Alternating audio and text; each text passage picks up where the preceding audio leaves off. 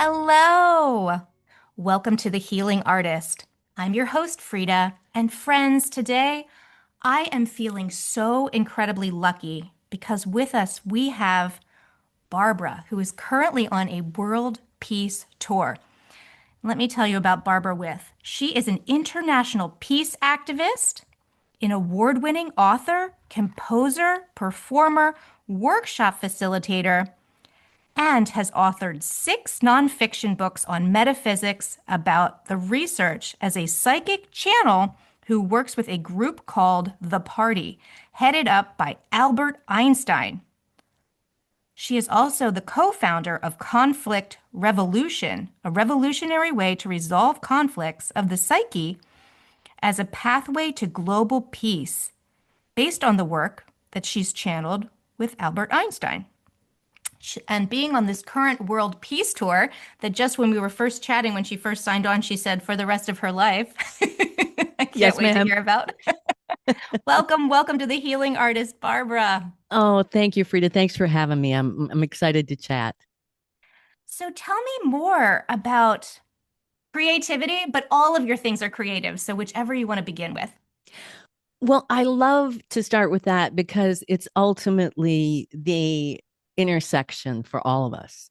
It's where we all create and we're all Mm. creative, even though I've met so many people say, I wish I could be as creative as you. No, you are.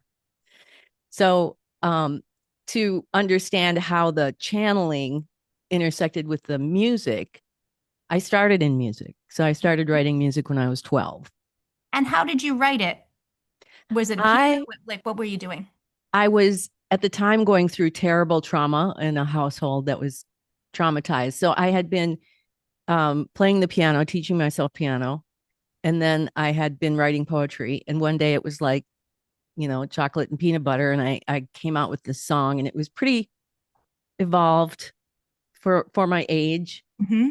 And the way it felt like I wrote it was that I said, as a 12 or 13-year-old, I went into outer space and then I listened and I could hear like the first four bars of the song. And I always used to say, my songs were already written. Uh, I would just listen for them and then sort of squeeze them out like toothpaste over time, Mm. these four bars, these four bars.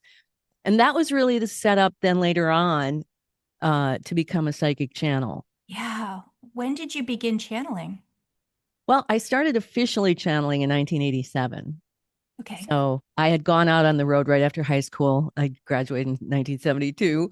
And I had been getting readings from a friend of mine's mom just about my music and healing the world with my music. So for 15, 20 years, I was in rock and roll.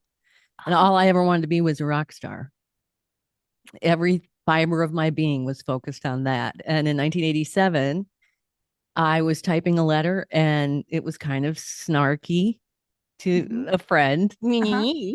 And suddenly my hands kind of became independent and this beautiful information was coming out of me. Ooh. Mm-hmm. So, because I had had readings and I was a Jane Roberts fan and Edgar Casey, I knew what it was, but I was still very like, holy smokes. Yeah, you just started automatic writing, like typing. And my mentor said she was an antenna. Hmm. So there wasn't angels or the party or anybody. And so I figured that's what I was doing. But then I said, who are you? And the answer was sound. Oh, wow. And to me, because since I was so young, I had been absorbed in sound. I was okay with that. Yeah. Yeah, it's like getting the consciousness or sound. Like that's beautiful. Okay. So I became a psychic. I lived in Minneapolis and spent several years just referrals. People would come, and back then, we didn't. By then, we had recording devices. When I was Hmm. getting readings, we had to take notes, and people would come and go, and I never really would talk much to them about it, about what their reading said. And in 1993, I wanted to do groups Hmm. to see what maybe a group would say. And I Hmm. couldn't find any of my clients, but then the universe brought me Kim and Teresa, Okay. who were clients and best friends. And Teresa was the ex-wife of a musician, or separated from him. So I knew him, and Kim was the last person who would ever go to a psychic. She was pretty conservative. She was in the business world, but she had trauma and tragedy or crisis like we all do, and we have to seek past. Yeah. So we started doing groups in 1993, and the result of that became Diaries of a Psychic Sorority, Talking with the Angels, our diaries of doing these groups together and having them say, well, who are you? And me thinking to myself, well, I think they're just sound. And them saying, the voices saying, you can call us angels. Mm.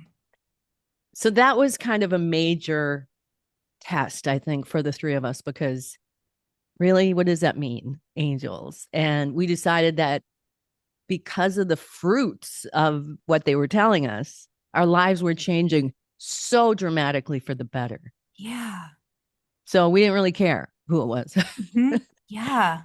And what these angels said was they had this theory about a process that they needed real humans with conflicts to test out. Oh, nifty. I know. And trust me, all these many years later, when I still talk to Kim and Teresa, I say, what did we think? What did we think we were doing? Because I didn't hardly know these women. And yet we were just like, In the zone, maybe, or in the vibration, you knew it was some sort of frequency that you kept completely. getting pulled towards, and Yes. And they made it enticing mm-hmm. because they were doing this for their children. Say more. Who? Well, they stayed in it because when they had their first child, they met in Lamaze class. So their Okay. kids were best friends. Both of them said, oh my God, I'm going to teach this child how to be a doormat. Oh, I see. Okay. So they were like cleaning up their side of the street or working through their own personal trauma so they didn't pass it on to their children. Right. This And has they, really evolved for 1993 also because like we didn't have the kind of access in consciousness that we have now. Like it your was, story makes so much sense now, but 1993, my goodness, this is all behind closed doors. 1987, are you kidding me? You could even just go to the library and find maybe, I don't know, 12 books.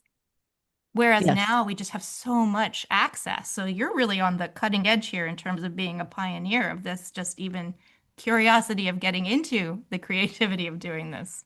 Yes. Yes. Thank you. And we sort of felt that way, but because we were the ones who were going to have to bring our real life conflict and then somehow figure out, because they were telling us this process that later became conflict revolution. Okay. And we had our first fight and got the transcripts. And this is all in our book. And when we facilitated it the way that they suggested, and the key was if you're involved in a conflict, your root of it is within you. Yep.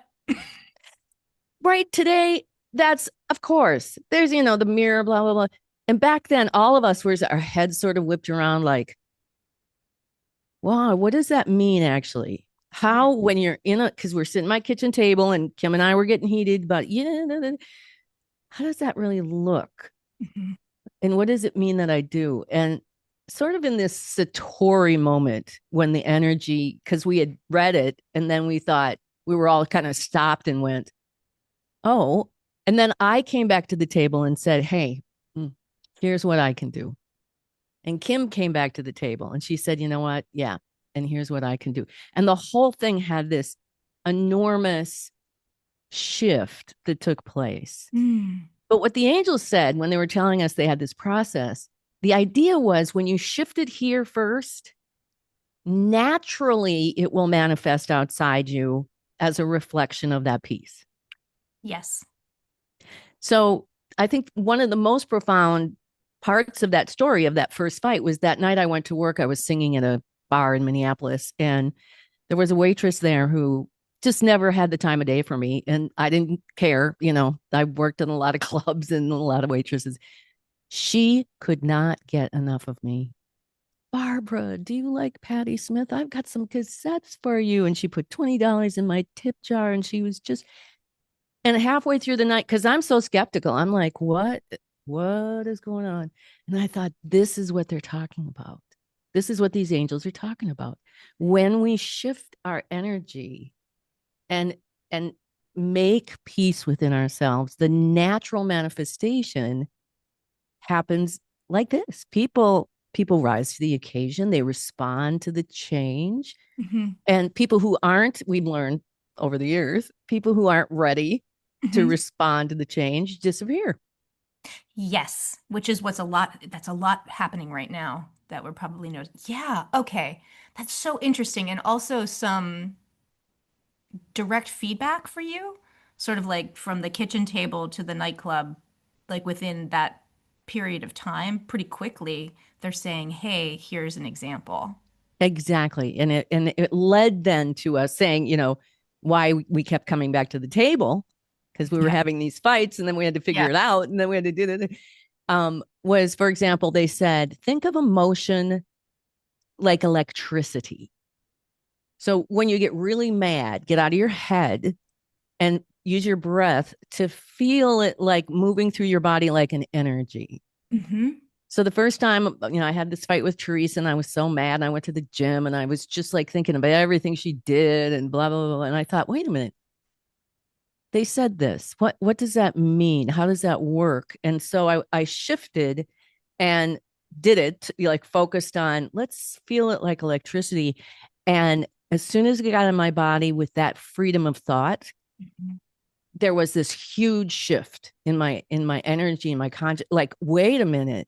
Mm. When I have energy, when I have anger and I use my intellect to define it and this and then and that, Right. it gets like this. But when you move this out of the way and you use your breath, it's like, whoo. Right. So moving it into the physical feeling as opposed to like the overanalyzing and processing, which does basically nothing. Yeah, exactly. Re-traumatizes us. It keeps us in the We'll write a loop. whole story about it. Exactly.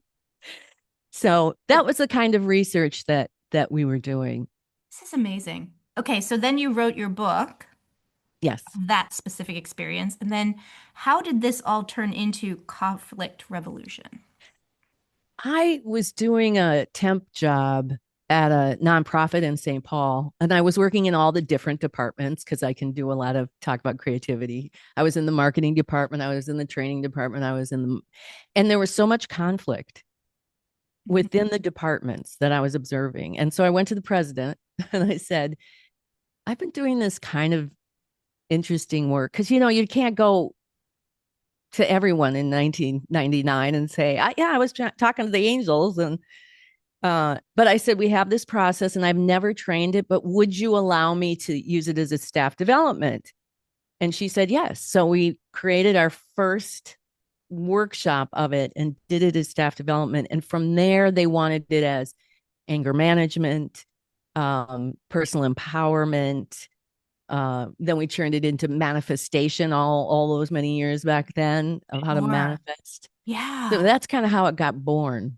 This is so cool. Also, in the telling of it, it just all seems like this flow and natural ease of the process. When you went to your boss at the company, like, do you remember what that was like? Was it easy for you, or were you nervous, or how did you arrive at that? Did you just get a hit from spirit, like, okay, it's okay, go ahead, do it? A lot of that, and a lot of the fact that because I worked in all the different departments and I was very well loved at that Mhm. organization because I'm incredibly efficient at what I do and I'm really creative. So when I saw that the marketing department and the program department had been waiting for a trifold marketing piece for 9 months. And I think that piece of it to be able to take in and go, 9 months. I Mhm. can do this in 45 minutes. Right. You have a problem. And because and it was a women's organization called Women Venture. Okay. And so they were all about helping me create a training program and very supportive of it. I think that once back then, especially going through it, probably only 20% of the people who did it really had their aha moment. Hmm. And 40% were like, wow, this is really interesting. And 20% were like, nah, this isn't it. 20% is not bad. No, Like I for like thought your first right out the gate, because there's some people that don't have that necessarily mindset or feeling. You're not going to hit everybody with the same. That's why there's a million teachers and a million tools, because you're going to only really there's something different for everyone. and Everybody's journey is this different. was not a spiritual quote unquote Hmm. setting. Yeah. And but as I continued to train it, what happened was actually after 9/11, Yeah.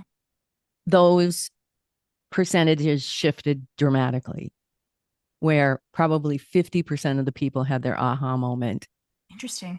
and 40% had a wow, this is really cool, and 10% just were like couldn't look. Hmm. Yeah. And now it's way up there. It's Yeah. 95 to 100% of the people going, especially like you said, people like you, young people like you. I've talked to probably 200 podcasters since I left on my Endless World Peace Tour. Young people who just get it. It's like, yeah, oh yeah, oh yeah, oh yeah, oh yeah. We know, we know, we know. And I think, okay, Yeah. Well, but that's because you guys did the work. Because exactly, you raise the consciousness and then we get to step in. I mean, exactly. And and they told us that all along. yeah, yeah. I mean, it's very cool. I'm very excited. Like when I saw that I had the ability to talk to you, honey, I was excited. I know, me too, because connecting with you and connecting with your audience who are probably not as old. I turned 70 this year. Mhm. And I have looking back now on the mission and where I've been, especially this year so far. It's just brilliant what happened, but it was extremely difficult. And it was for me as the channel and the visionary of it. Yeah. I had to use conflict resolution on my own mental and spiritual health issues uh, from my own traumatized past. And it Absolutely. took me, well, it's a lifetime journey, but I had probably 4 or 5 very solid years of they should have put me somewhere or I should have been taking, some sort of psychiatric medicine, but I was bound and determined because I knew this process worked. And it's Yeah. just mostly a lot of feeling and breathing. And Yeah. people don't, we haven't been trained. We're not patient enough. Our intellect is so intense that it gets in our way, like you're saying. And, but There's I a did it. constant bombardment as well, just from outside influence. So the like I always think of this revolution that we're in now as like the consciousness revolution, but it's like, where do you put your attention? It's like if you're scrolling on your phone, you're not here now, you're not in this present moment, which is where you're going to be doing the feelings in order to work through the energies and not, and be able to just move through life with more ease in that way. When we're constantly being bombarded, we can't even know what's happening. We're missing everything. exactly. Yeah. I was able to do that process. I'm not super young. I'm 44. And I didn't start waking up until I was 38. That's when I sort of had that, oh, Yep. people are even younger than me now. Like I feel like there was like that pandemic. I got to do the work that you are sort of talking about, that surrender release process and just moving through the deconditioning and allowing it all to leave. But I was really felt very lucky because I was able to do it when the world stopped, to learn how. Because to be able to figure out how to do this while still operating within an existence, or like having children, or like needing to show up in the world, holy cow, that's hard. So, like, being able to learn how during the quiet showed me how to do it when the world speeds up again. Yes. But I have a lot of empathy just for And when we what? started, and it was not, the husbands would say, the nights we'd get together and like, well, you're going to your coven, and and Sorry. oftentimes it's like, yeah, take a pick up a coven pack of fried chicken or whatever. They tease us, and a lot of the questions during that time were, how do I deal with, say, my husband who has no, or even other people, because what's happening to me right now is so profound, and what's happening to us. And I know that question was asked over and over and over. And I think the answer was what you were saying, is that there isn't this, it feels like a separation, like when we get together and we channel and we're all elevated and excited. And then you go back out into your world and have to face, they call them the voices of culture that bombard us and Yeah. get imprinted in our own intellect. And so they were always just saying, this channeling, being with the coven, quote unquote, this is behind the lines where you have a full dinner and alcoholic beverages. And that's going out onto the front lines where you're supposed to be, because this is what the evolution is about. We don't go off and ascend into somewhere else. Right. We put ourselves in our bodies and we change from within, and that changes the whole Right. world, really.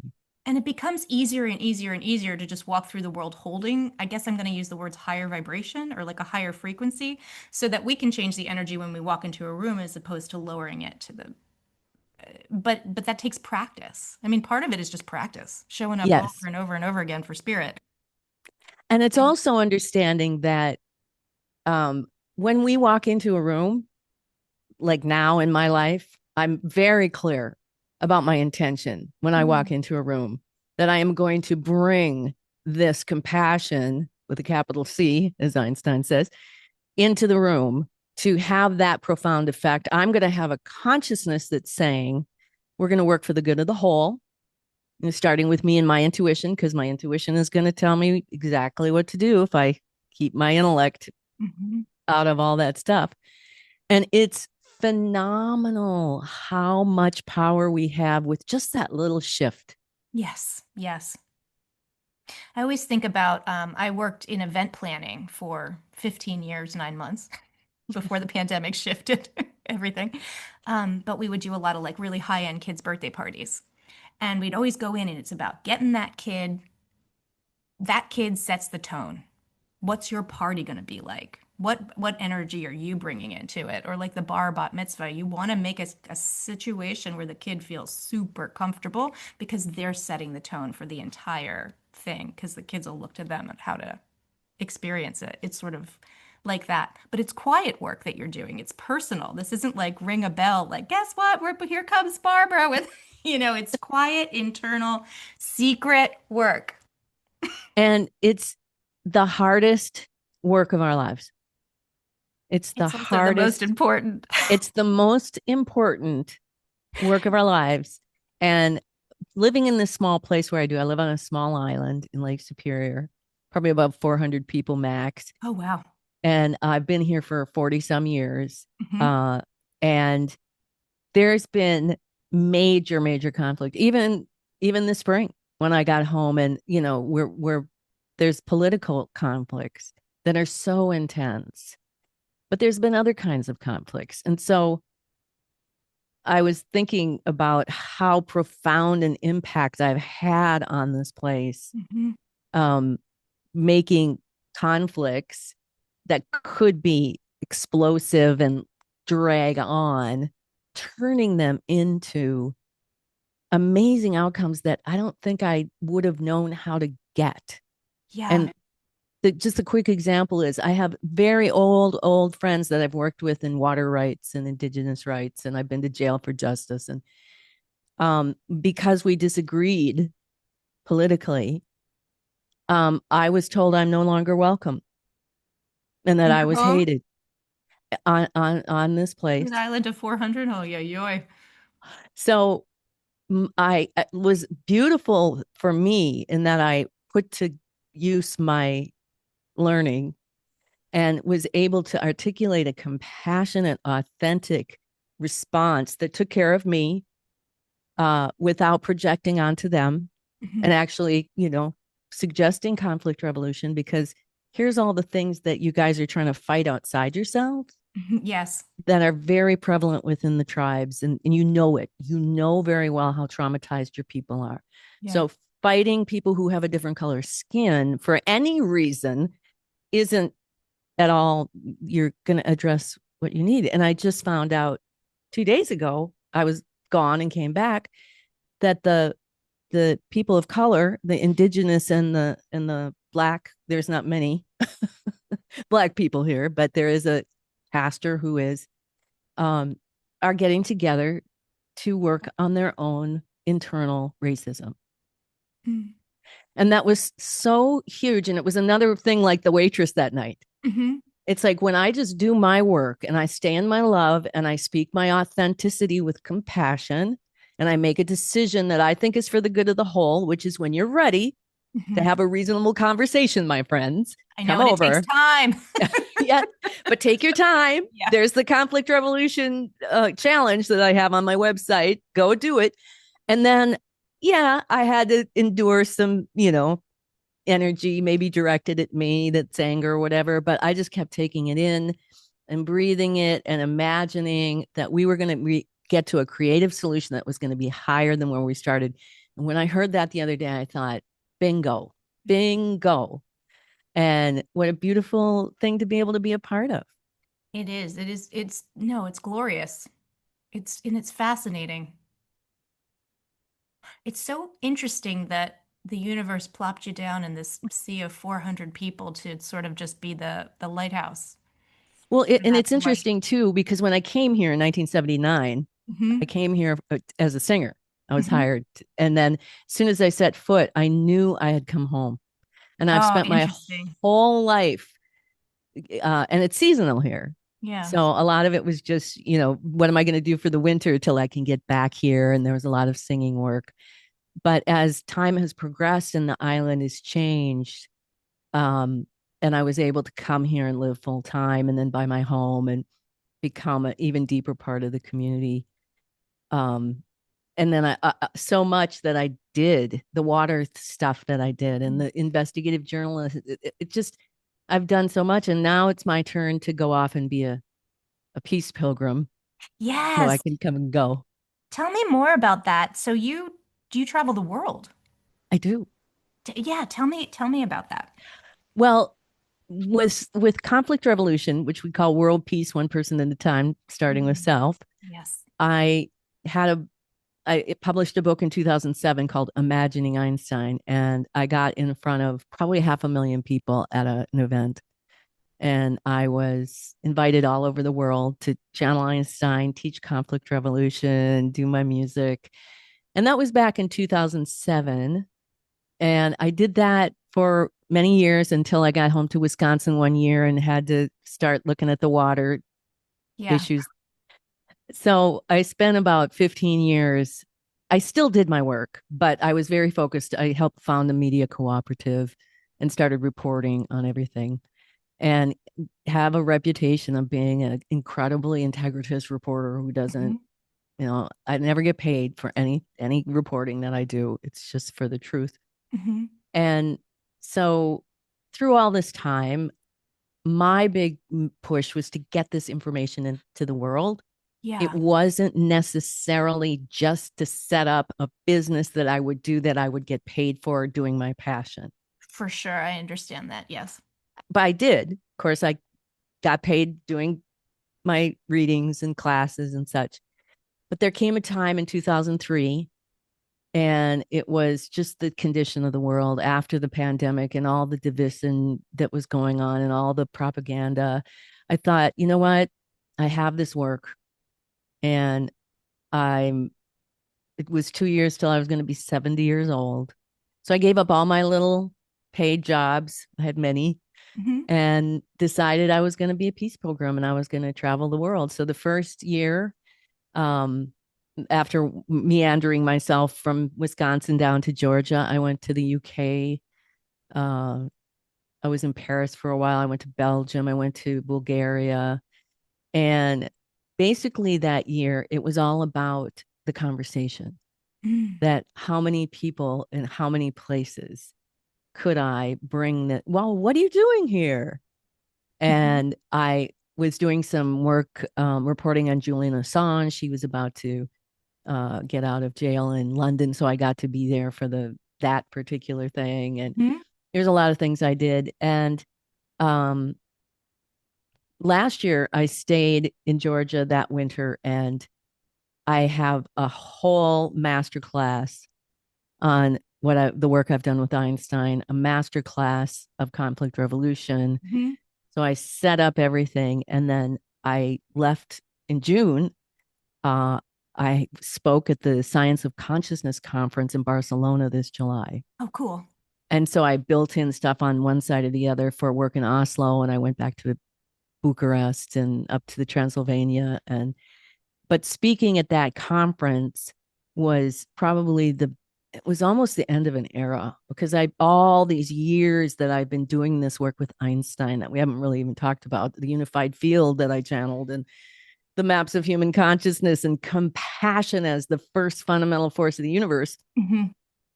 I presented it, and it's not that all the biggest scientists in the world were in my presentation, but it's kind of what you were saying about when we talk about it and we bring it up into the consciousness. All of these years I've been channeling this. Suddenly I was seeing the top physicists saying the same thing. There's a willingness to listen. Like something has shifted so that more people are on board.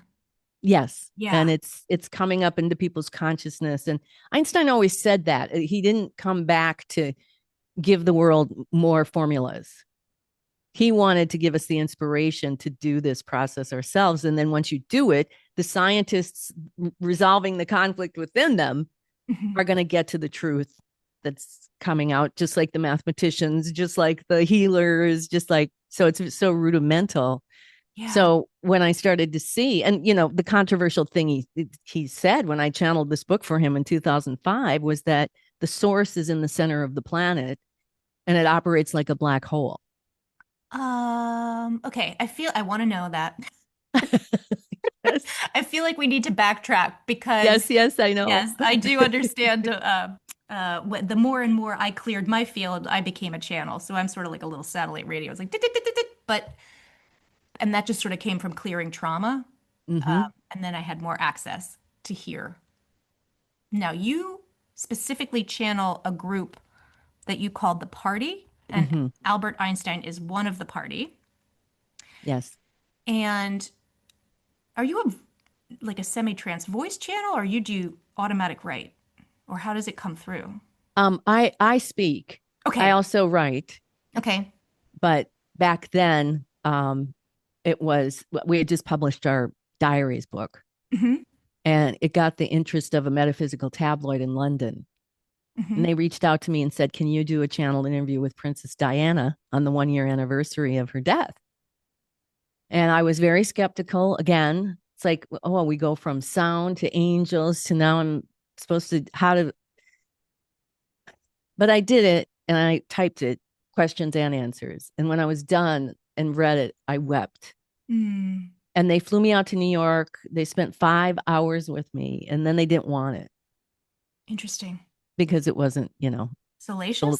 salacious. That was going to be the right word. It I wasn't. was like, I wonder if it wasn't that interesting. Or like what do you But think it's going to be like a hot take on something and it's probably about love and unconditional love or something? well, what I know now that I had Yeah. no idea because I didn't know anything about Diana was they were looking for dirt on Camilla and Charles.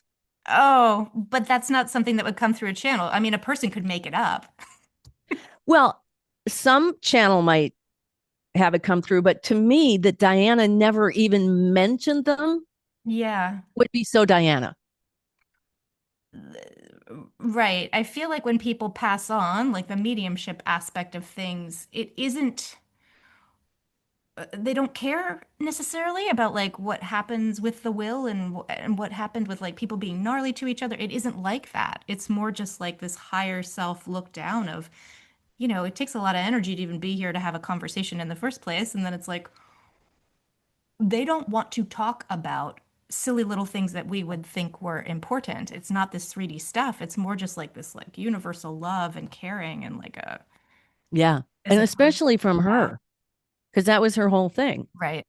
Well, that's not And tabloid fodder, I suppose. It's kind of yeah. it's a great story.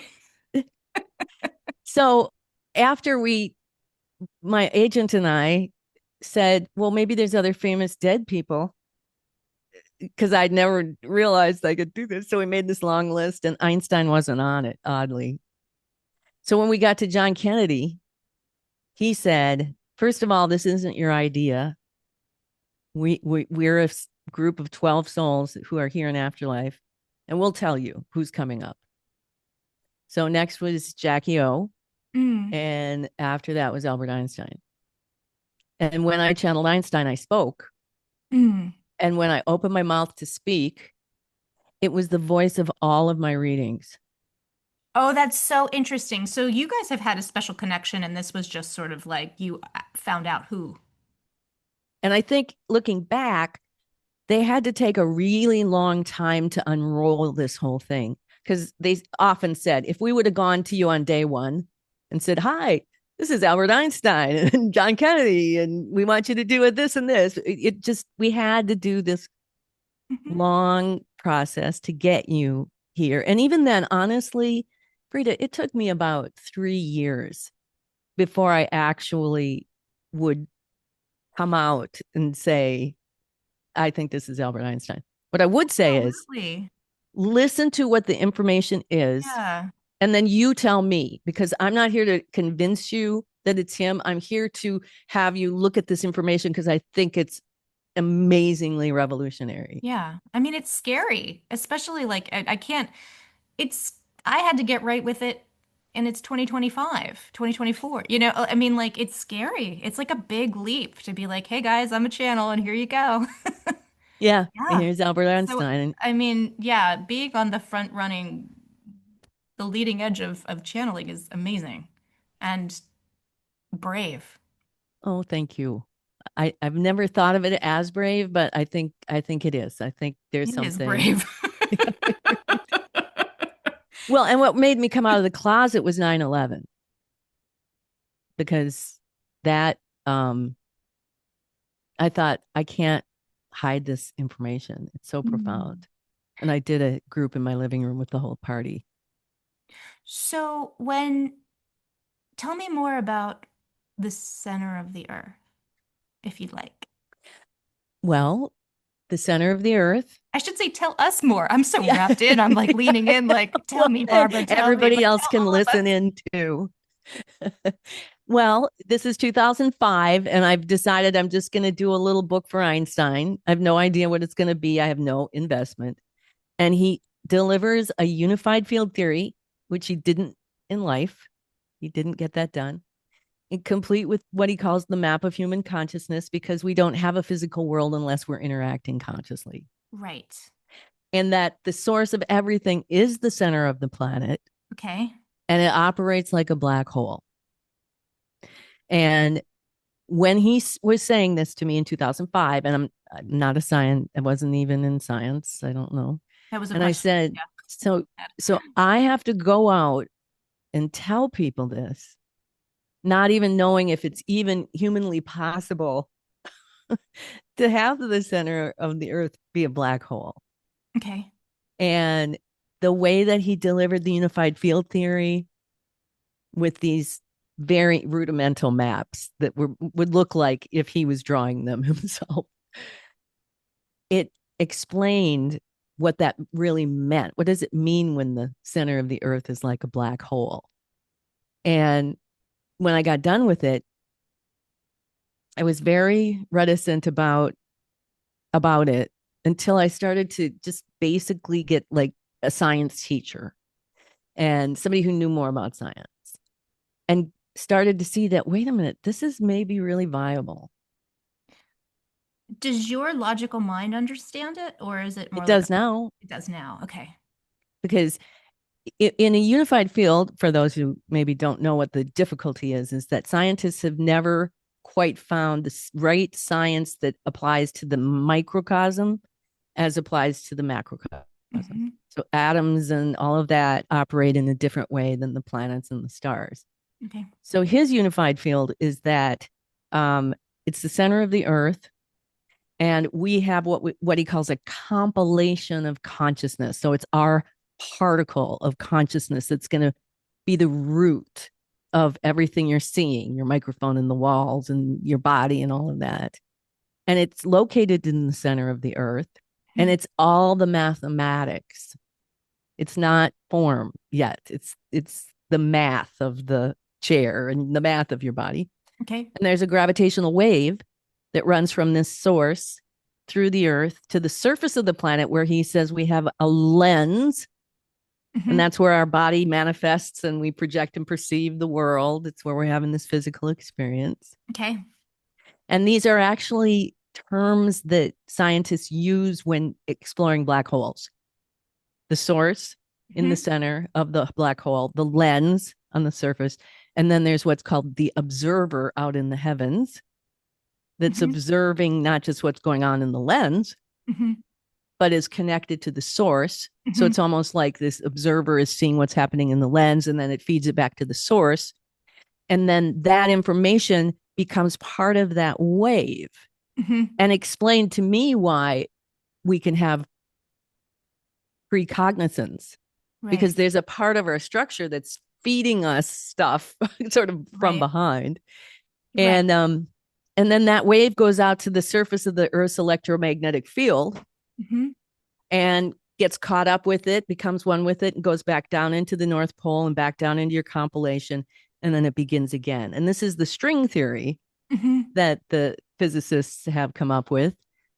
So it's like that. It's a I don't expect people to instantly go, oh yeah. But when you really start to study it, like I have ad Mhm. infinitum, and it becomes so brilliant. It's just so brilliant. And I find everything on this map, everything, anything, afterlife, the Rainbow Bridge, um, whatever, Mhm. however processes we can show how because it is a map of everything.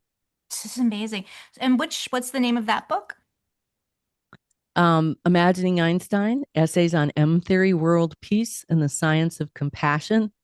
And then I did in 2016, I put out a follow up book because I looked for like a graphic artist or even a sculptor or somebody who could make these maps because I'd been Mhm. talking them. And in the end, I just decided to do it myself with my own graphic skills. So I put out Einstein et al. Manifestation, Conflict Revolution, and the New Operating System. This is So, so interesting. I have one question I'm just wondering for my own, like trying to. So I hear these words, but then they don't work in my logical brain, but I have the energy of them feels right. Does that make sense? Like it's yes, so when I'm doing meditation or I'm working with my students, we will clear energy and what comes through the channel, what I've been taught is we send it down to the center of the earth to be recycled for the highest good of all. Like we connect ourselves with our roots down to the center of the earth, and then we connect a grounding cord. So we're moving this energy through our bodies, and we send it to the center of the earth to be recycled for the highest good of all. Now, those are the words that come through. But then when you're saying it's a black hole, because it's like transmuting the energy, and what I'm told is that it recycles it. So then that kind of tracks with what you just said because it's it goes absolutely. back and then comes back. And then I guess my question to you is what I have this experience that we're all part of the creator, like each aspect. So there's like a universal, like we are one, but then we're each on earth being individualized to have our individual experiences because the vast oneness wants to experience everything in every different way humanly possible, animal possible, any kind of possible. So when you say that there's like the watching from above, are we part of that or are we separate? No, we're all the part of it. And the Okay. new operating system just it expands our understanding. You have a piece of it and this spinning string that's spinning at the speed of light squared as from the compilation through the lens out and back down. That's one piece of it. The human intention, what we call the source, the observer and the lens, Mm-hmm. that's another part. And that sort of comes out of the source. I think of it like an arm. So your observer is your elbow and the lens comes over that spinning string Okay. and And we have the slows it ability down. to change that. We can shift our perspective. We can shift that lens. It can look really awful or it can look like the best thing you've ever seen. Like we have the ability to do that. Yes, Okay. absolutely. And the when we talk about the three human dimensions, which is what we really work with, and sounds like what kind of like what you're working with, is that the way we see it is that in the source, compassion as the first fundamental force of the universe Mm-hmm. is the creative intelligence that is impelling the creation of the physical world one step at a time. And when we work with conflict revolution, we do what's called aligning to compassion. And what that means is, first of all, what you said is we are working for the good of the whole. Mm-hmm. That's always what we're doing, starting with us, taking care of us. And we have emotion, which we put in our solar plexus, intuition in our heart, and intellect in our head. And we learn what those three human dimensions, what their form is, what their function is, how they're all supposed to work together. And then we step into our witness on a daily basis to make sure we're seeing what's going on here in the head, what's going on, and what is intuition impelling us to do. And then there's these ways that I'm sure you're showing people too. One is to move emotion with breath through body, not through thinking. Yeah. Another is that intellect is, as you probably know, its real job is to be in present moment, it's all part of creating the physical world, but also listening actively to what intuition is going to impel you to do one step at a time, following that impelling, because your intuition can tell you, say, rest. Yes. And your intellect, which has been given the power to make the decisions, can say, I can't rest, and then decide to go do a bunch of things because you can't rest. Yep. And that's the conflict. That is the root of every conflict all across the planet that's manifesting. So the beautiful part of the system, as Einstein said, is from the source to the lens, these are where the three human dimensions operate. And whatever the condition they're in, it's a perfect reflection, the manifestation in the lens of whatever the condition is. And that's why it can be a perfect system that's clogged up with conflict. Right. So when we remove that conflict from that lens and the emotions are flowing, intuition is being heard, and intellect is that divine masculine doing the bidding of the divine feminine, now we're going to manifest naturally in the lens a reflection of that. And that is such the beauty of the work that we do. So if we, You too, everyone else too. where shall I begin? Because now I want to dive in. You have 6 books. Where would be a good place to start if I wanted to learn more specifically about conflict resolution? Where would you start if you were me? I would say 2 things. I have 2 Einstein books. One is a thicker, much more in depth. If you're kind of a science geek, like you like that stuff, I would take Einstein et al. Because conflict revolution is in there. I would also, but Einstein, imagining Einstein is a very slim, simple volume that so many people have told me have revolutionized their lives. Okay. I also have a conflict revolution handbook, but I also have the Conflict Revolution Challenge on my website, barbarawith.com. It's a free download, and I'm asking the world to participate in this nonviolent worldwide action to end the age of war by resolving these conflicts inside. And so I've got the download. You can do a really quick learning how it happens. And then I have another workbook for 12 weeks to guide you through where you can then write down these miraculous changes that take place as you do this work. Oh, I just have chills. I'm excited. I definitely am going to go look at this, and I'm definitely going to first check it out and then share it with my students. I'm really excited. Oh, good, good, good. Me too. Barbara, this has been such a pleasure and an honor to get to chat with you. Like, I feel so lucky. I am so grateful that the universe put me in your path that we're able to connect. Like, I'm just like, Yes, thank you so much for having me. I'm like, wow. And let me offer you and your listeners and your students a special. Okay. If you want a reading, very, very powerful. They last for a lifetime. I will give you a hour reading for the price of a half-hour reading. And Oh, that's wow. all on my website. So what would they just have to mention the healing artist? Yeah, Okay, cool. just buy the reading and then touch base with me and we'll set up a time and go for it. Oh, Barbara, thank you, thank you, thank you. Oh Thank you. man. All right, I have so many things. I just almost have to go outside and take a walk. I'm so excited right now. Me too. Me too. So just as we sign off here together, and all of this information also will be in the show notes for you. I just wanted to tell you that I love you. God, Universe, Source loves you. And I hope you have a wonderful day.